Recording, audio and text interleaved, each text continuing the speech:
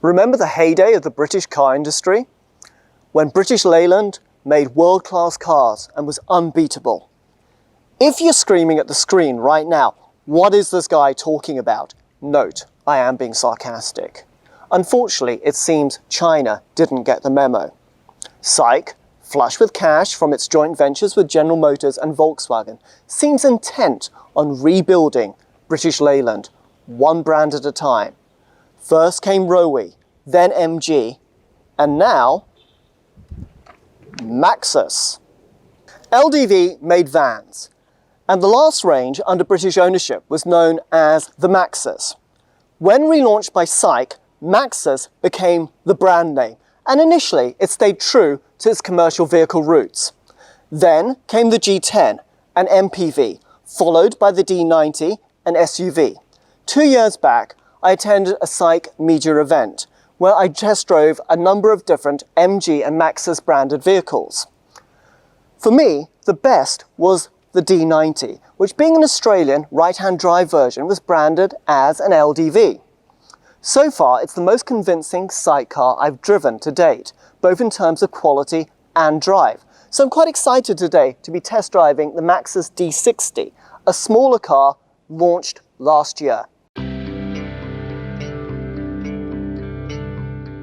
The first thing you notice about the car is the imposing grille. 3D texturing give it a very modern look, and it gets a maximum font Maxus for impact. Another very distinctive feature on at least some versions of the D60 is the line, which starts with the bottom of the mirrors, flows into where they meet the door, and then wraps all the way around the bottom sill and then up the D-pillar into the roof rack. Unfortunately with this car, they are black rather than in chrome, as on some versions.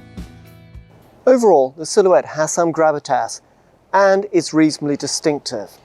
Ultimately though, the car could quite easily pass for a number of Japanese SUVs, and this and Rogue certainly comes to mind. Also worth mentioning about this car is that it looks actually much smaller than it really is. In fact, it is one of the largest SAIC own brand SUVs. For comparison, it is longer even than a long wheelbase Volkswagen Tiguan. Prices for the D60 start at RMB 93,800 and range up to 187,000. That's around 11,500 euros to 22,900. We borrowed this car from someone, and so we're not exactly sure which trim we have, but it is near the top end, and it is at least the version which sells for RMB 149,800. That's just over 18,300 euros. For those kind of prices, the interior is very good, both in terms of the quality of the materials and specification level. All upper surfaces are swathed in soft plastics, and the general fit is good. In fact, better than the outside, where the panel fit could be more even. Storage compartments open with smooth actions. Dominating the dashboard is the 14-inch infotainment system, which along with navigation has features such as a 360-degree camera. Instruments are digital and include map cues when driving, along with speedometer and other indicators. Both seats in the front are electric. To appeal to its young target customers, the seats and dashboard are available in red-black and blue-black combinations.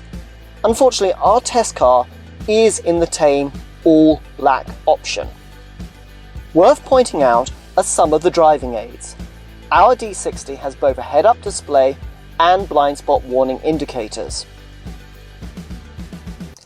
On some versions, there's meant to be an automatic parking function along with some limited self-driving capability, although these seem to be absent on our version.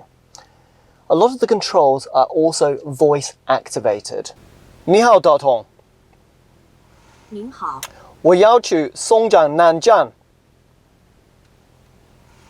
你确定导航到松江南站吗？第一个。将为你导航到松江南站。你好，导通。您好，打开收音机。播放收音机。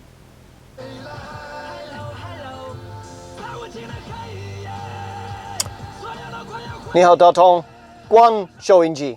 您好，已暂停当前广播。对的。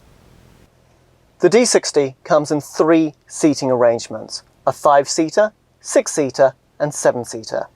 We're testing the 5-seater, so we can't say how much space is available in the third row. However, we can say in the second row it is very spacious and comfortable. Passengers get air vents, a USB charger and a 12-volt outlet. There is also an air purification system. At the back, there is an electric tailgate and the boot floor is pretty sturdy. There are 2 engine choices, 3 if you include the nearly identical unique 6 EV car. Strangely, only 6 horsepower separate the 1.3 and 1.5 turbo versions. And despite being a 4-cylinder, the 1.5T, coupled with a 7-speed dual-clutch gearbox, has better fuel economy than the 3-cylinder 1.3T, which only comes with a 6-speed manual.